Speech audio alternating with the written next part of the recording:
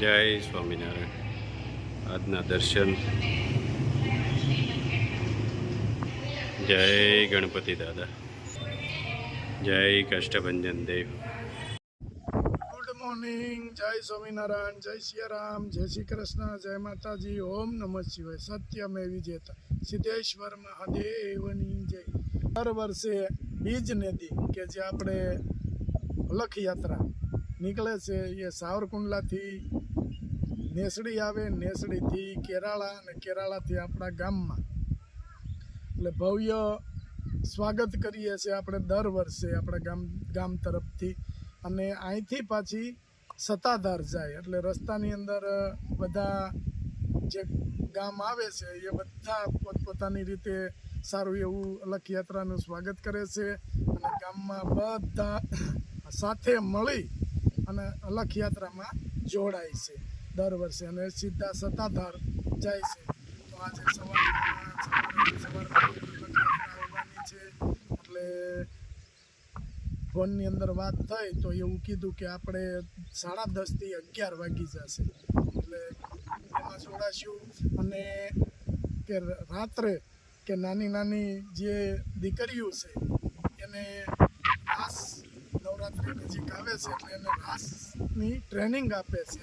તો એ આપણે ઘેરે આપે છે કે આપણા એવા સારા એવા ભાઈ કે આપણે ઘેરે ટ્રેનિંગ મળે છે, એટલે દીકરીઓ એ બહુ આનંદમાં હોય અને સારી રીતે રાસની ટ્રેનિંગ લે છે. જય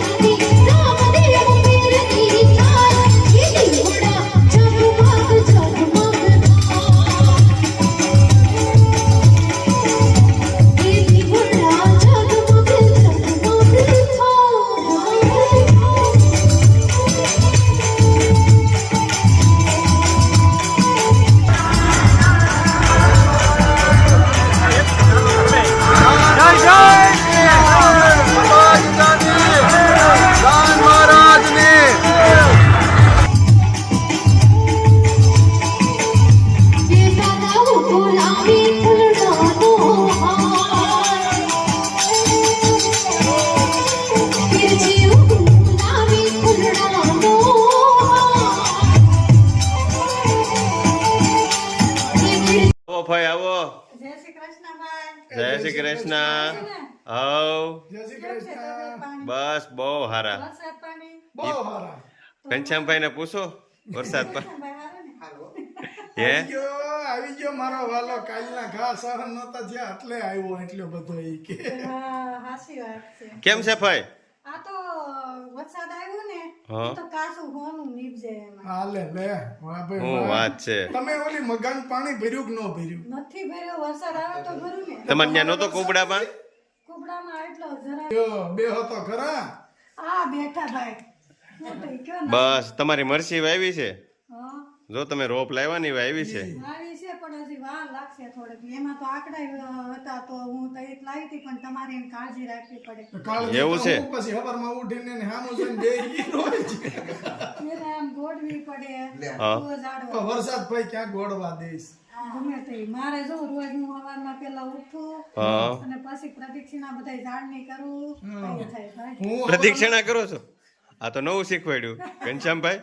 મને જાડવું વાલું બહુ ને હું હવારમાં પૂછો મારા બાને હવારમાં ઉઠું ને એટલે પેલા ઉઠીને સીધો એને કઈ રીતે છે પાન કાઢ્યું છે નહીં હું છે અહીંયા 5-10 મિનિટ તો હું જોઉં ઈ જોજી ભાઈ તમારે કરતા કાળજી પ્રદક્ષિણા કરતા લીંબુડી હવળી નહીં ભગુરવા વાય છે ને તઈ થાય ને એને મૂળી અંદર ગયા હોય તો થાય. તે મૂળિયા તો લાટ હતા કલમ આખી હતી તે હવે તમે ક્યાંક જાણકારી જો ખેતી વિશે તો હવે છોટી હોય તો છૂટે. હા તમારા બગીચામાં બહુ સારું છે એટલે તો લીંબુડી છોટી જાય અમારે. કાંઈક માહિતી આપો. તમે હું પછી એમાં દેશી ખાતર જોઈ, હા. પછી ઓલો એવડીનો ખોળ જોઈ, હા રસોઈનો ખોળ જોઈ, ઈ બધાયને પટ આપવા પડે. હા અને આને ઓલું પાન નવા પાન આવે ઈ દવા છાંટવી પડે તો થાય. કુણકની હા કુણકની. ઓર્ગેનિક પકવવું છે દવા તો અડાડવી જ પણ નહીં અત્યારે ઉઝેરવી તો પડે ને પાછી. હા પણ એ તો દેશી ખાતર ને એવું નાખશું ભાઈ. તો ન ઉતરે ઉઝરી જાય તમારા ભાગમાં હોય તો. હા તો હા લે લે નગર ગુજરી જાહે ભાઈ કે તમારા ભાગમાં આવી છે તો ઉજર છે. તમારા ભાગમાં આવી જતો ને કે ગુજરી જા. ગુજરશે ઈ કે કાંઈક તો થાય.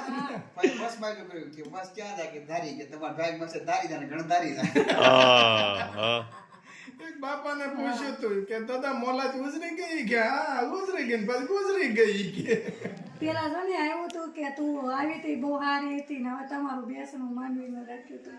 એ બધા ત્યાં જઈ જઈને રોતા હતા ને કાલે આખું ખેતર કપાસનું ધોવાઈ ગયું હતું તો 300 છોડવાઈ રહે કે લે હવે તને નથી રાખવા, બીજા હતા એ હારા આવી ગયા ને હવે તને હું રાખવા હતા. પેટ ભરી તો હા પણ પછી બે છોડવા હતું તે હું રાખવું બે એના છોડવા ઉપાડતા ને બધા ઉપાડ નહીં. વાહ ભાઈ વાહ.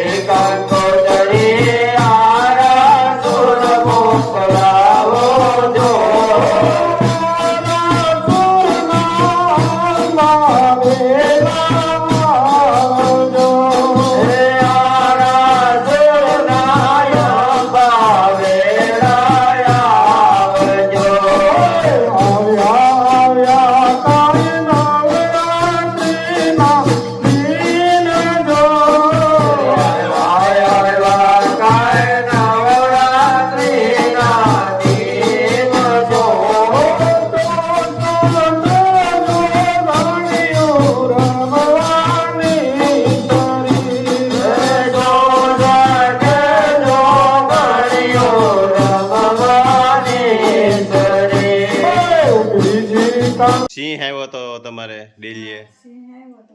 તો ભાઈ ટેકો ભરાઈ દીધો ડેલીમાં ડેલીએ ટેકો કર્યો અંદરથી ટેકો ભરાઈ દીધો હે ઘનશ્યામભાઈ. ભૂલે નહીં. પછી એ તો શેઠ બજારમાં હતો બીક તો ગુંડી છે ને તો.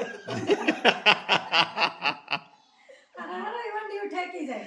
વંડી ભલે ટેકો પણ ડેલીમાં તમારે લોખંડની ડેલી છે કેવડા મોટા હલક્રાફ્ટ છે તો ડેલી હું લાકડું ભરાયું એ પણ હલવાય નહીં ને માથું મારે તો. ના, એને કેટલી તાકાત હોય ખબર છે?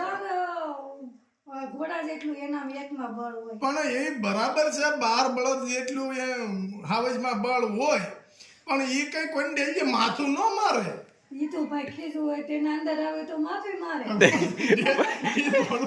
ભાઈ એમ નહીં ભાઈ. એટલે આમ તાત્કાલિક ટેકો ગોત્યો ઓલા બગીચામાંથી અને હબ દઈ નજીક કોકે કીધું ને હાવજ તમારે ડેલી ઊભો છે ચા તો ટેકો ડેલી પડે નહીં, ડેલી ઉગડે નહીં. હા. સેફટી કહેવાય વીરા. સેફટી પણ આટલી બધી સેફટી જાગતા નર સદા સુખી. વાહ ભાઈ વાહ.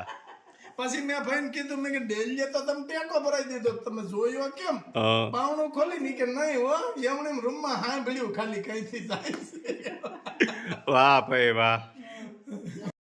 બોલો ભાઈ. પછી ઓલા છોકરાએ વિડીયો ઉતાર્યો તો હા. ડેલીએ નીકળો છે હા. એનો વિડીયો તો બતાવો અમને એટલે ખબર પડે ભાઈ હામો છે સબૂત જ છે. એટલે હું વાત છે આ સબૂત છે આપણી પાસે. લાવો જોવી બધાને ખબર પડે ને ફઈની ઘરે સિંહ આવ્યો તો સાચી વાત છે જો તમારે ડેલીએથી ને જ જાય છો ભાઈ પેલી ડેલી રહી ને ઈ જ ભાઈ ની જો ટેકો ભરાયો તો ને ઈ.